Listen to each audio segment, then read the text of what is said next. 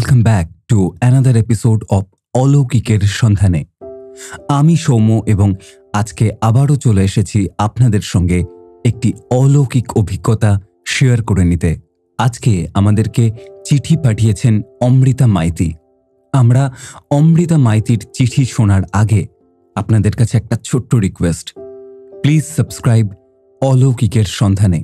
আসুন শুনে নি অমৃতা মাইতির পাঠানো অলৌকিক অভিজ্ঞতার কথা।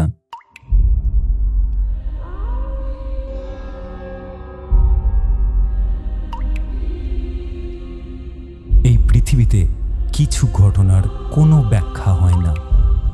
ওয়েলকাম টু অলৌকিকের সন্ধানে, ভয় যেখানে সত্যি হয়। আমি সৌম্য আর আমি রয়েছি রণদীপ আপনাদের সঙ্গে। আর আমাদের আজকের ঘটনাটা এমন একজন পাঠকের, যিনি নিজের চোখে দেখেছেন এমন এক ঘটনা যা তাকে আজও বিশ্বাস করতে বাধ্য করেছে যে অলৌকিক ঘটনা সত্যিই এই দুনিয়ায় ঘটে। আসুন শুরু করি আজকের কাহিনী এবং জানি সত্যি কি কিছু অলৌকিক আছে তার সেই অভিজ্ঞতায়। প্রিয় রণদীপদা এবং সৌম্যদা, নমস্কার। আমার নাম অমৃতা মাইতি। আমি পূর্ব মেদিনীপুরের কাঁথি শহরের বাসিন্দা। আপনাদের অলৌকিকের সন্ধানে চ্যানেলের প্রতিটি ভিডিও আমি নিয়মিত দেখি। অনেকদিন ধরেই ভাবছিলাম আমার নিজের অভিজ্ঞতা আপনাদের সাথে শেয়ার করব কিনা, কিন্তু আজ অবশেষে সাহস করে লিখছি।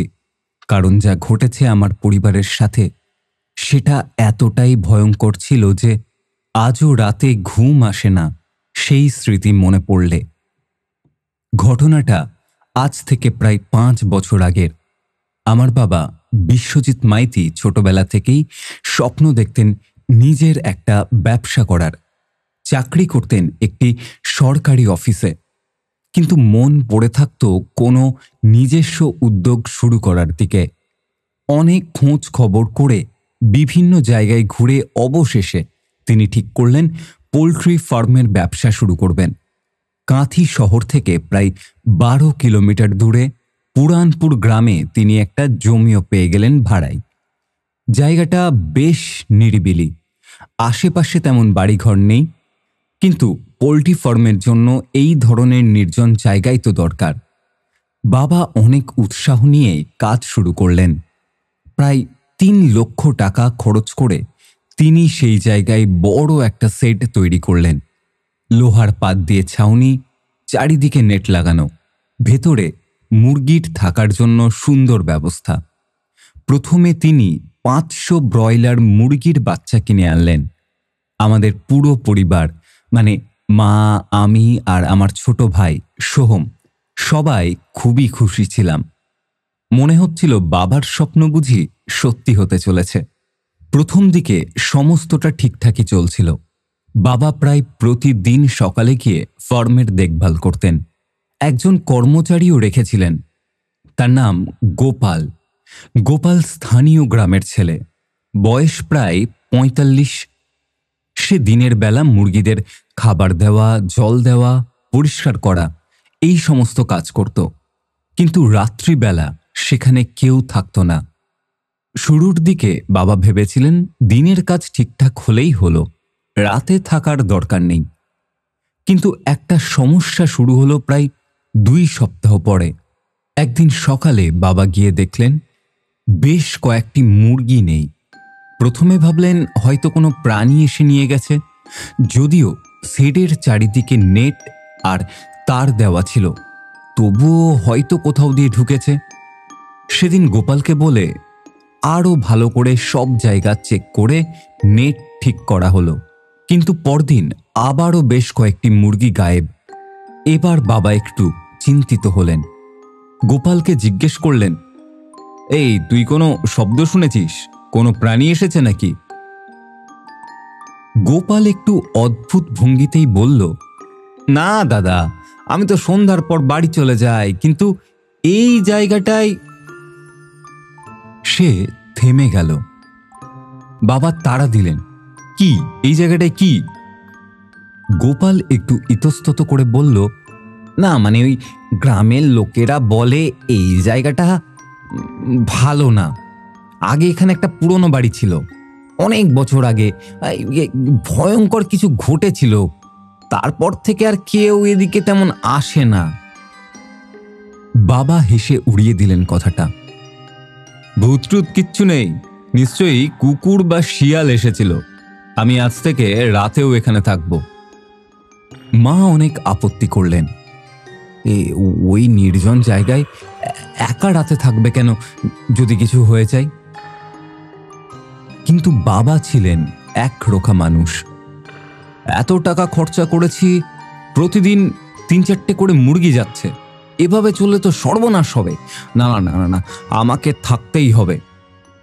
সেদিন থেকে বাবা রাত্রেবেলা ফার্মে থাকা শুরু করলেন।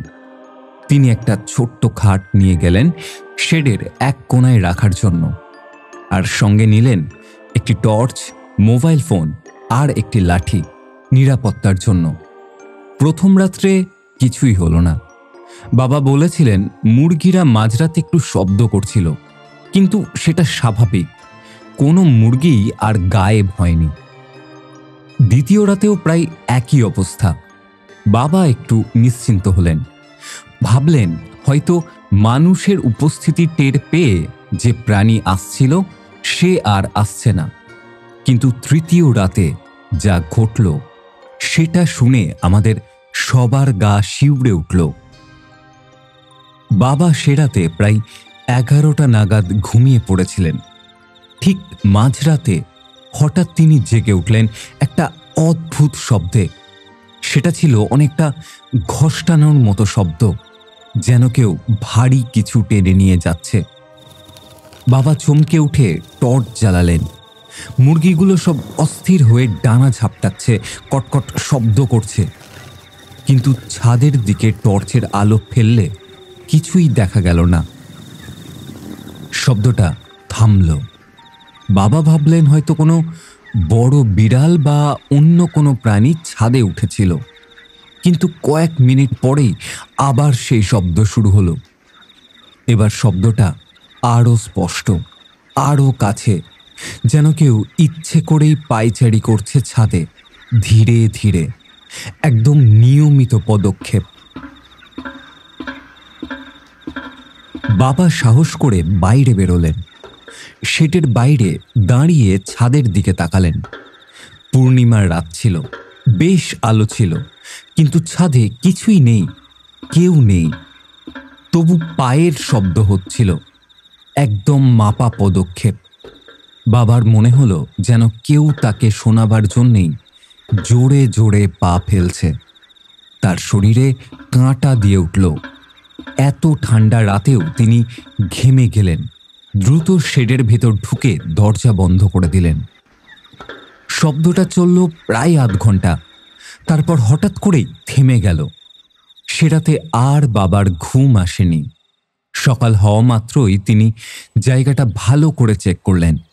কোনো পায়ের ছাপ নেই, কোনো চিহ্ন নেই, কিন্তু আবার 2টো মুরগি নেই। বাবা বাড়ি ফিরে এসে মাকে সমস্তটা বললেন। মা খুব ভয় পেলেন। আমি বলেছিলাম না ওখানে একা থেকো না গো, এবার বুঝছো তো ওই জায়গাটা ঠিক না। কিন্তু বাবা মানতে চাইলেন না। না না, এভাবে হার মেনে যাব না, যাই হোক না কেন দেখে নেব। পরের রাতে বাবা আরও প্রস্তুত হয়ে গেলেন। একটা ক্রিকেট ব্যাট নিলেন, একটা হ্যারিকেন নিলেন যাতে বেশি আলো থাকে, আর মোবাইলে পুলিশের নাম্বার রেডি রাখলেন। আমি আর মা অনেক অনুরোধ করলাম না যেতে, কিন্তু বাবা কোনো কিছুই শুনলেন না। সে রাতে প্রায় 11টা পর্যন্ত সব কিছু ঠিক ছিল। বাবা জেগেছিলেন, সতর্কও ছিলেন। ঠিক 12টার সময় হঠাৎ সব মুরগি একসাথে চিৎকার করে উঠল। এমন উচ্চস্বরে, এমন ভয়ের চিৎকার যে বাবার কান ঝালাপালা হয়ে গেল। এটা স্বাভাবিক মুরগির ডাক ছিল না, এটা ছিল যেন আতঙ্কের চিৎকার। সব মুরগিগুলো একসাথে শেডের এক প্রান্ত থেকে আরেক প্রান্ত ছুটে গিয়ে গাদাগাদি করে আছড়ে পড়ছে, যেন পালানোর চেষ্টা করছে। বাবা তাড়াতাড়ি হ্যারিকেন তুলে চারিদিকে দেখলেন। এবার তিনি দেখতে পেলেন শেডের দরজার কাছে নেটের ওপারে অন্ধকারে দাঁড়িয়ে আছে একটা অবয়ব। লম্বা, খুবই লম্বা, এতটাই লম্বা যে ওই অবয়বের মাথা শেডের ছাদের লেবেল ছাড়িয়ে যাচ্ছে। আর অবয়বটা নড়ছে না, একদম স্থির দাঁড়িয়ে আছে। হ্যারিকেনের আলো ওদিকে ফেললে বাবা দেখতে পেলেন যেন কালো একটা ছায়া, কিন্তু সেটা এতটাই ঘন যে পেছনের গাছপালা একেবারেই দেখা যাচ্ছে না। বাবার গলা শুকিয়ে গেল। তিনি চিৎকার করে বললেন, কে কে ওখানে? কোনো উত্তর নেই, কিন্তু অবয়বটা হঠাৎ নড়ে উঠল। একটা অদ্ভুত শব্দ হলো, যেন হাজার খানেক শুকনো পাতা একসাথে মচকানোর শব্দ। এবং তারপরেই অবয়বটা শেডের দিকে এগিয়ে আসতে শুরু করলো, ধীরে ধীরে, কিন্তু খুব অদ্ভুত ভঙ্গিতে, যেন হাঁটছে না, ভাসছে। বাবা পিছনে সরে এলেন। তার হাত কাঁপছিল। ব্যাগটাকে শক্ত করে ধরলেন। অবয়বটা এসে নেটের কাছে থামল। নেট তো লোহার তারের, মজবুত, কিন্তু হঠাৎ একটা ঝনঝন শব্দ হলো, যেন অনেকগুলো ঘন্টা একসাথে বাজছে। আর তার সাথে সাথেই নেটের তারগুলো নিজে থেকে ছিঁড়তে শুরু করলো। একটা একটা করে তারগুলো ছিঁড়ে যাচ্ছিল। বাবা আর সহ্য করতে পারলেন না। তিনি দৌড়ে শেডের পেছনের দরজা দিয়ে বেরিয়ে গেলেন। বাইকটা কাছেই রাখা ছিল। কাঁপা কাঁপা হাতে স্টার্ট দিয়ে যত জোরে পারলেন ছুটে চলে এলেন।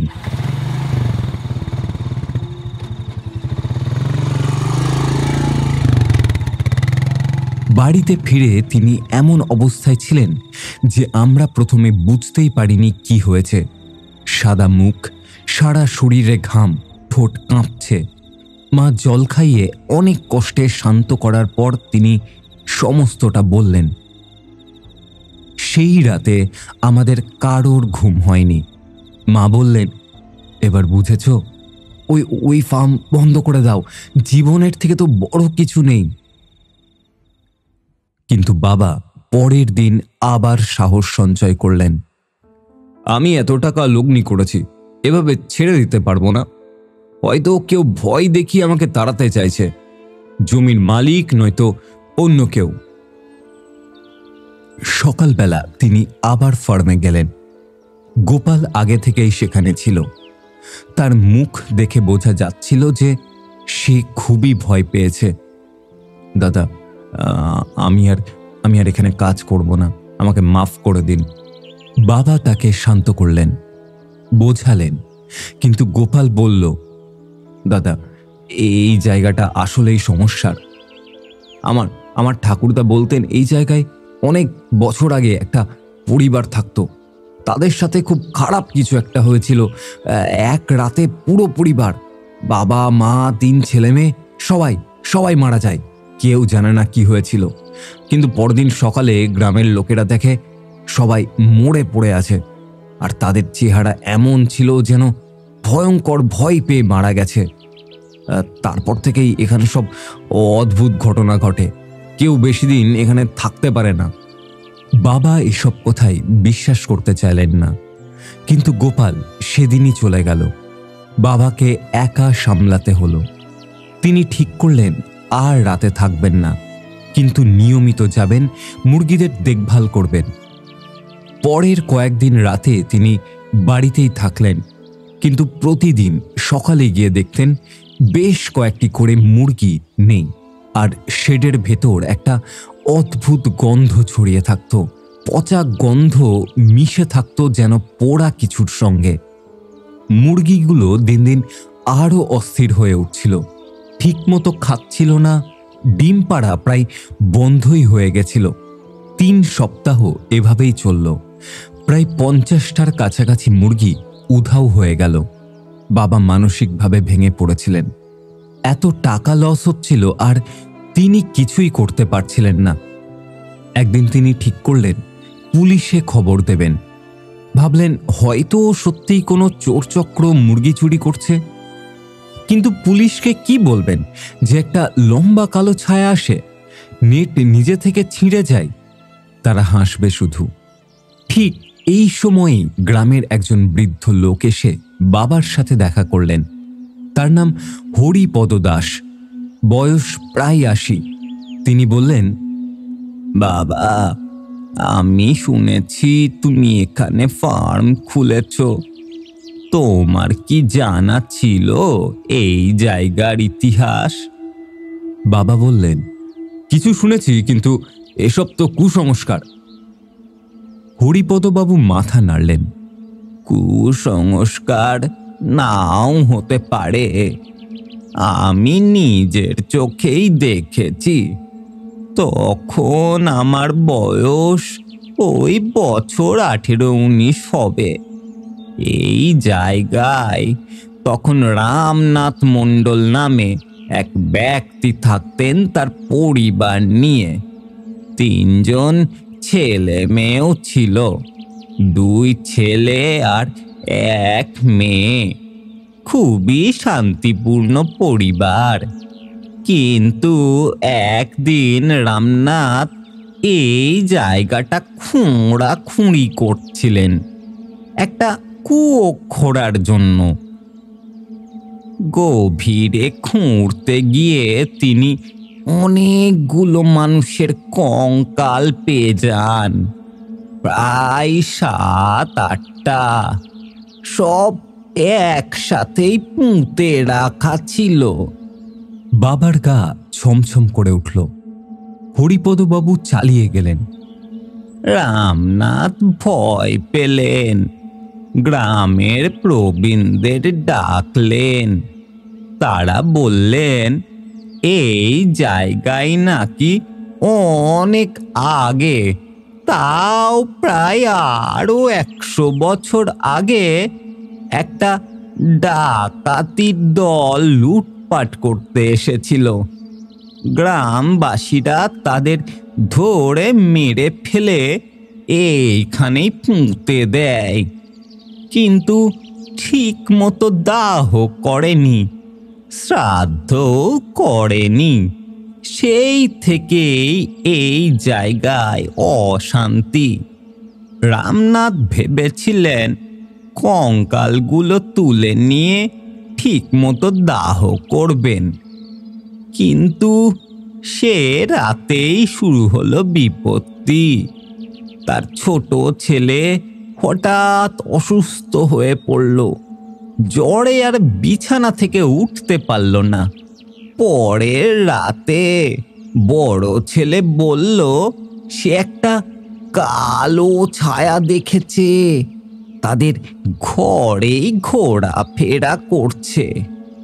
তৃতীয় রাতে মেয়েটা চিৎকার করে জেগে উঠল, বলল কেউ তাকে শ্বাসরোধ করার চেষ্টা করছে। রামনাথ বুঝলেন কিছু একটা ভুল হয়ে গেছে। তিনি গ্রামের তান্ত্রিককে ডাকলেন। তান্ত্রিক এসে পুজো পাঠ করলেন, কিন্তু কোনো লাভ হলো না। কিন্তু পরিস্থিতি আরো খারাপ হলো। এক রাতে ভয়ঙ্কর কিছু ঘটল। সঠিক কি ঘটেছিল তা কেউ জানে না, কারণ পরদিন সকালে পুরো পরিবার মৃত অবস্থায় পাওয়া গেল। তাদের চেহারা এমন ছিল, যারা দেখেছিল তারা কেউ ভুলতে পারেনি।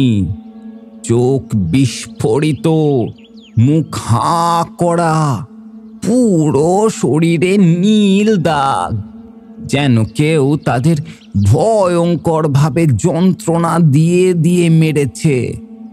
হরিপদ বাবু এবার থামলেন, তার কণ্ঠস্বর কাঁপছিল। তারপর থেকে এই জায়গায় আর কেউ থাকেনি। যারাই চেষ্টা করেছে তাদের সাথে অদ্ভুত অদ্ভুত ঘটনা ঘটেছে।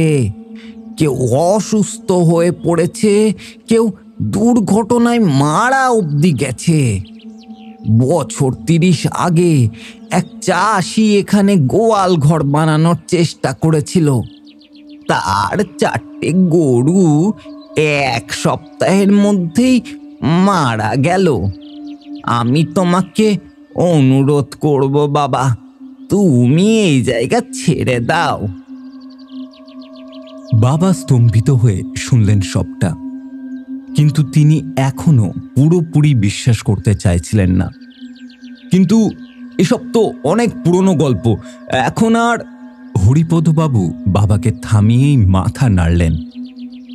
তুমি নিজেই তো অদ্ভুত জিনিস দেখেছ, তাও বিশ্বাস করতে চাইছো না? এই জায়গায় যা কিছু অশুভ আছে সেসব রাতে জেগে ওঠে। আর যেহেতু তুমি এখানে প্রাণী রেখেছ, তাই তারা আরো ক্ষিপ্ত হয়ে গেছে। তারা চায় না এখানে জীবিত কিছু থাকুক। বাবা সেদিন বাড়ি ফিরে এসে আমাদের সমস্তটা বললেন। আমরা সবাই একমত হলাম যে এই ফার্ম বন্ধ করতে হবে, কিন্তু এত টাকা খরচা করার পর এভাবে বন্ধ করা মানেই সর্বনাশ। বাবা ভাবলেন আরও একবার চেষ্টা করবেন।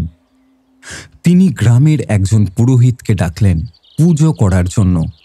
পুরোহিত এসে শুনে প্রথমে যেতে চাইলেন না, কিন্তু বাবা অনেক অনুরোধ করে রাজি করালেন।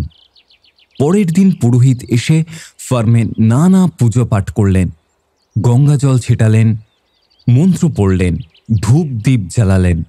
প্রায় 3 ঘন্টা ধরে পুজো চলল। পুরোহিত যাওয়ার আগে বললেন, আমি যথাসাধ্য করেছি, কিন্তু এই জায়গায় যে শক্তি আছে সেটা খুবই প্রবল। আমি আশা করি কিছুটা শান্তি হবে।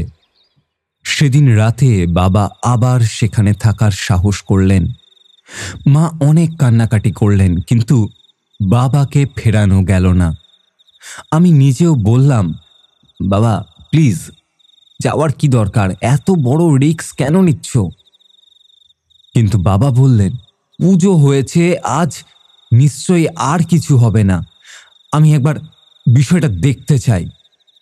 সেই রাতে বাড়িতে আমাদের কারোর চোখেই ঘুম এলো না। আমি, মা আর সোহম 3 জনেই বসে রইলাম। মা প্রতি 5 মিনিটে বাবাকে ফোন করছিলেন।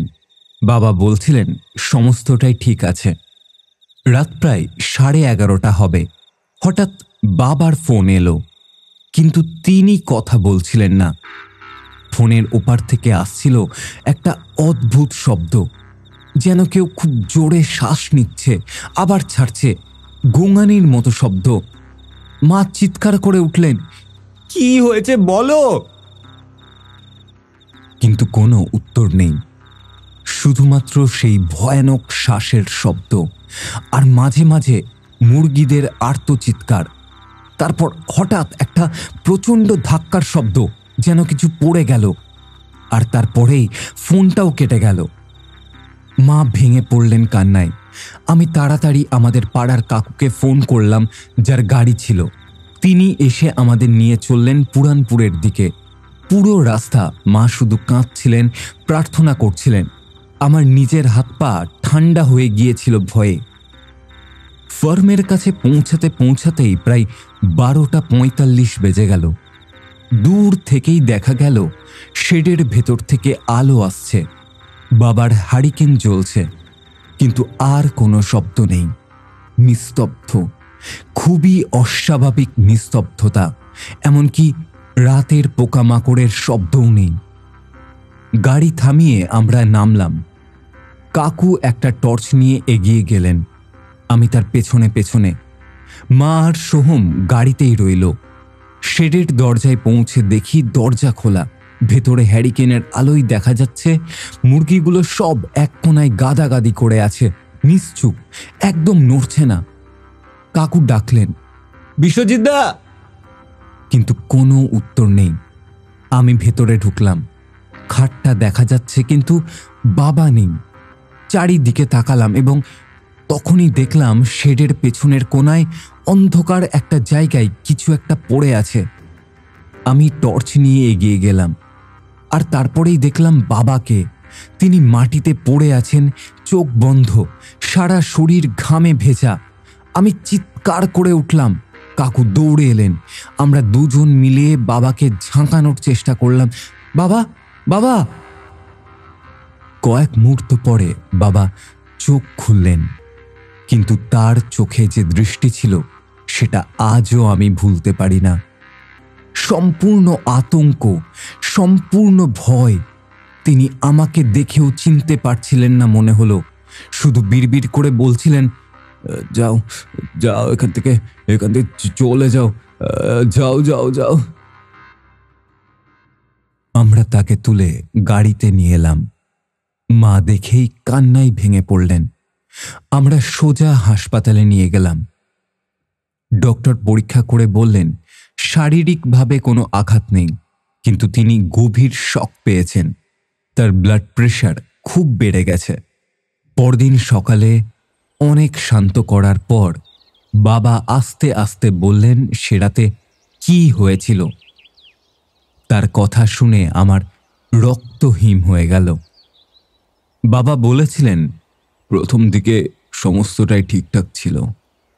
ভাবলাম পুজো করার পর সত্যি হয়তো শান্তি এসেছে, কিন্তু ঠিক মাঝরাতের সময় হঠাৎ মনে হলো ঘরের তাপমাত্রা কমে গেল, শীত শীত লাগতে লাগলো।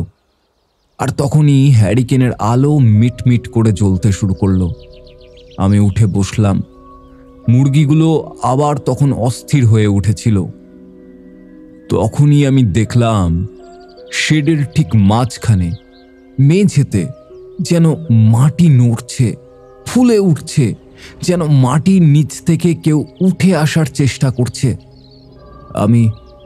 আমি ভয়ে পাথর হয়ে গেলাম। তাকিয়ে তাকিয়ে দেখছিলাম, আর তারপরেই মাটি ভেদ করে উঠে এলো একটা হাত। কালো, শুকনো, শীর্ণ একটা হাত, নখগুলো লম্বা, ভাঙা। সেই হাত মাটিতে ভর দিয়ে ঠেলা মারতে লাগলো। আরো মাটি ফুটে উঠল, একটা মাথা বেরোলো, একটা মুখ। আমি চিৎকার করতে চাইলাম, কিন্তু গলা দিয়ে কোনো শব্দ বেরোলো না। সেই মুখ, সেটা মানুষের মুখ ছিল না, কঙ্কাল ছিল। কিন্তু কঙ্কালের উপরে যেন পচা চামড়া লেগেছিল। চোখের কোটরে কোনো চোখ নেই, শুধু অন্ধকার। কিন্তু সেই অন্ধকার আমার দিকেই তাকিয়েছিল। ধীরে ধীরে সেই জিনিসটা পুরো মাটি থেকে ফুঁড়ে উঠে এলো। একটা শরীর, বিকৃত, ভাঙা। কোথাও মাংস আছে, কোথাও শুধু হাড়, পরনের ছেঁড়া কাপড়ের টুকরো। সেটা উঠে দাঁড়ালো, লম্বা, খুব লম্বা। আর তারপরেই সেটা আমার দিকে এগিয়ে আসতে লাগলো, খুব ধীরে, টলতে টলতে। প্রতিটা পদক্ষেপে তার শরীর থেকে মাটি ঝরছিল আর পচা গন্ধ ছড়াচ্ছিল। আমি পেছনে সরলাম, ঠোঁট নাড়িয়ে চিৎকার করার চেষ্টা করছি, কিন্তু কোনো শব্দ বেরোচ্ছে না। সেই জিনিস আমার কাছে এসে থামল। আর তখনই সবচেয়ে ভয়ঙ্কর ব্যাপারটা ঘটল। মাটি থেকে আরো উঠতে লাগলো, একটা নয়, দুটো নয়, একের পর এক উঠতে লাগলো সেই বিকৃত পচা মৃতদেহগুলো। 5টা, 6টা, 7টা, সবগুলো একই রকম ভয়ঙ্কর। সব আমার দিকেই এগিয়ে আসছিল। আমি কোন ঠাসা হয়ে গেলাম। তখন আমি বুঝলাম হরিপদ বাবু যা বলেছিলেন সব সত্যি। এরা সেই ডাকাতদের আত্মা, যাদের মেরে এখানে পুঁতে দেওয়া হয়েছিল। তারা এখানে বাঁধা পড়ে আছে, আর তারা চায় না এখানে কেউ থাকুক। একটা জিনিস আমার দিকে হাত বাড়ালো। সেই ঠান্ডা শুকনো হাত আমার গলা স্পর্শ করলো। আমার মনে হলো আমার শরীরের সব উষ্ণতা বেরিয়ে যাচ্ছে, আমি অজ্ঞান হয়ে যাওয়ার মতো অনুভব করলাম। কিন্তু অজ্ঞান হওয়ার আগে আমি তোমাকে ফোন করেছিলাম, তারপর কি হলো আর মনে নেই। তোমরা এসে আমাকে তুলে নিয়ে এসেছো। বাবার এই কথা শুনে আমরা সবাই স্তম্ভিত হয়ে গেলাম। ডক্টর বাবাকে পরীক্ষা করার পর বললেন তিনি গভীরভাবে মানসিক আঘাত পেয়েছেন, তার বিশ্রাম দরকার। বাবাকে 3 দিন হাসপাতালেই রাখা হলো। এদিকে আমি আর মা সিদ্ধান্ত নিলাম ফার্ম বন্ধ করে দেব। আমি পরদিন কয়েকজন গ্রামের লোককে ভাড়া করে নিয়ে গেলাম মুরগিগুলো নিয়ে আসার জন্য। তারা প্রথমে যেতে চাইল না, কিন্তু টাকার লোভে রাজি হলো। দিনের বেলাতেই গেলাম আমরা। সেই জায়গাটায় পৌঁছে দেখলাম এক ভয়ানক দৃশ্য। শেডের ভেতরে প্রায় 50টা মুরগি মরে পড়ে আছে, বাকিগুলো অর্ধমৃত অবস্থায় পড়ে আছে। খাবার জল কিচ্ছু নেই। আর শেডের মেঝেতে যেখানে বাবা পড়েছিলেন সেই জিনিসগুলো মাটি ফুঁড়ে উঠেছিল, সেখানে সত্যিই মাটি ফুটে আছে। 7টা জায়গায় বড় বড় গর্ত, যেন সত্যিই কেউ মাটির নিচ থেকে উঠে এসেছিল। যে লোকগুলো আমার সঙ্গে গিয়েছিল তারা এই দৃশ্য দেখে ভয় পেয়ে গেল। তারা বলল, দিদি আমরা এখানে বেশিক্ষণ থাকতে পারবো না, যা করার তাড়াতাড়ি করেন। আমরা যত তাড়াতাড়ি সম্ভব বেঁচে থাকা মুরগিগুলো ধরে খাঁচায় ভরলাম। মৃত মুরগিগুলো পুঁতে দিলাম দূরে। সব মিলিয়ে প্রায় 300 মুরগি তখনও বেঁচে ছিল। বাকি 200 হয় মারা গেছে, নয়তো উধাও হয়ে গেছে। কাজ করার সময় আমি শেডের দেওয়ালে কিছু অদ্ভুত চিহ্ন দেখলাম, খামচানোর মতো দাগ, যেন কেউ নখ দিয়ে দেওয়ালে আঁচড় কেটেছে। আর এক জায়গায় দেখলাম যেন রক্তের দাগ, কিন্তু সেটা রক্ত নয়, কালো রঙের কিছু। এগুলো দেখে আমার গা ঘিন ঘিন করে উঠল। সব জীবিত মুরগি নিয়ে আমরা যত দ্রুত সম্ভব সেখান থেকে বেরিয়ে এলাম। সেদিনের পর আমরা আর কখনো সেই জায়গায় যাইনি।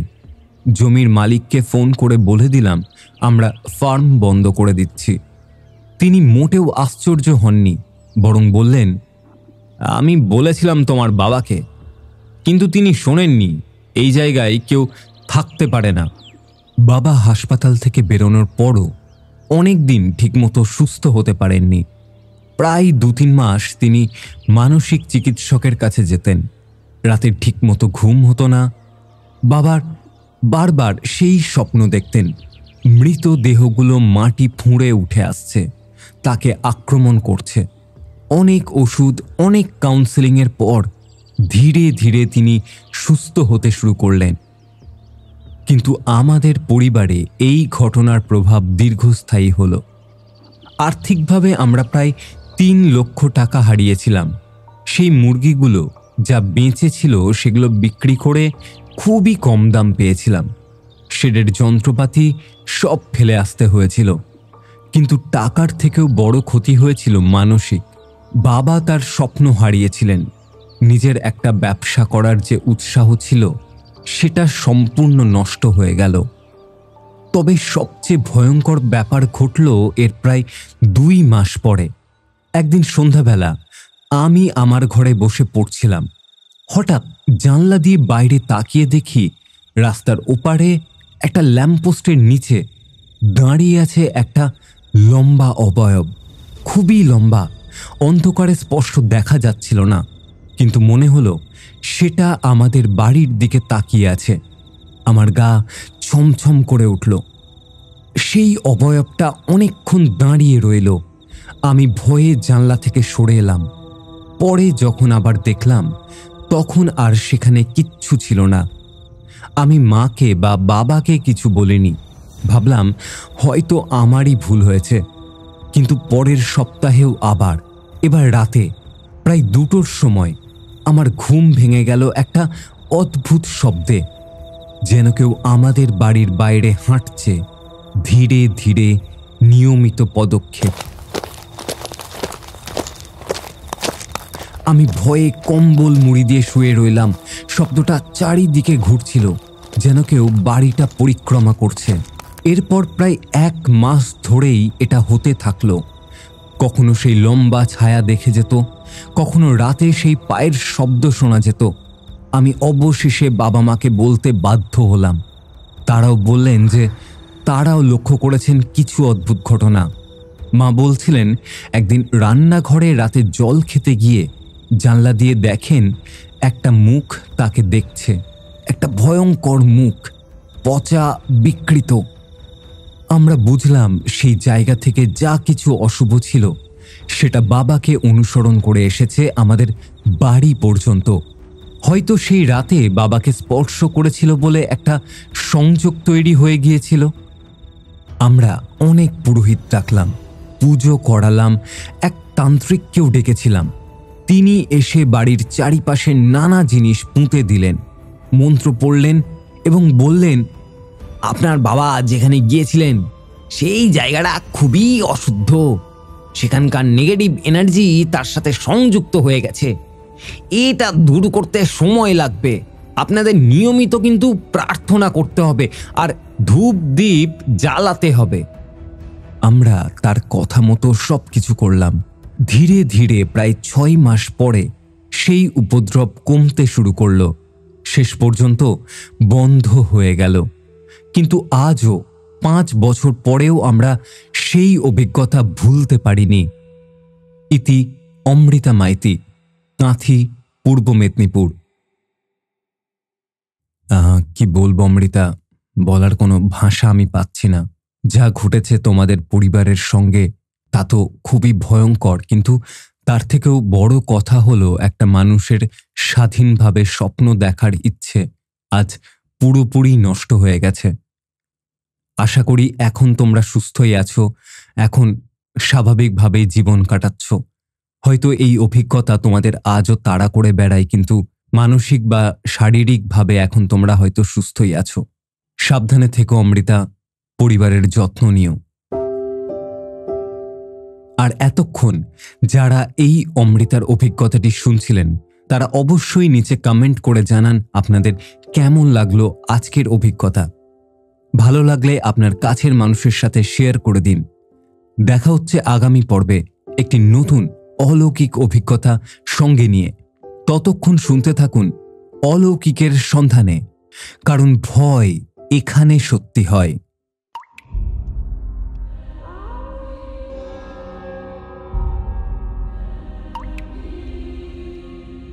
এভাবেই শেষ হলো আজকের সত্যিকারের অলৌকিক অভিজ্ঞতা। আপনার জীবনেও যদি ঘটে থাকে এমন কোনো রহস্যময় ঘটনা, তাহলে এখনই লিখে পাঠান আমাদের হোয়াটসঅ্যাপ নাম্বারে। নাম্বারটা হলো 9474422000। আরেকবার বলে দিই, 9474422000। শুধুমাত্র বাংলা ফন্টে টাইপ করেই পাঠাবেন। আর সাবস্ক্রাইব করতে ভুলবেন না অলৌকিকের সন্ধানে, কারণ ভয় এখানে সত্যি হয়।